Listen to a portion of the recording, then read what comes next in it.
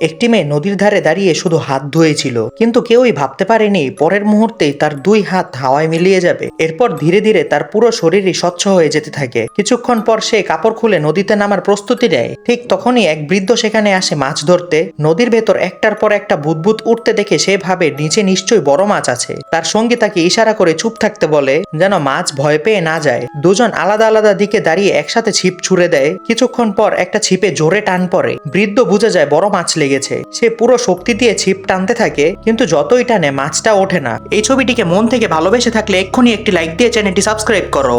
শেষমেশ সে ছিপটা কাঁধে তুলে নিজের ওজন দিয়ে টানতে সামলাতে যায়। হঠাৎ ছিপ ভেঙে যায়। ভারসাম্য হারিয়ে বৃদ্ধ সোজা নদীতে পড়ে যায়। তার সঙ্গী হেসে উঠতেই পরের দৃশ্য দেখে সে জমে যায় ভয়ে। সে ধীরে ধীরে উঠে দাঁড়িয়ে চারপাশে তাকায়, মনে হয় যেন দিবালোকে ভূত দেখেছে। ঠিক তখনই ওই নারী কাপড় পরে নির্লিপ্ত ভাবে ভঙ্গিতে সবার সামনে দিয়ে হেঁটে যায়। যাওয়ার আগে ঠান্ডা গলায় বলে, কেউ কাছে আসবেন না। সে এটা বলেই চুপচাপ চলে যায়।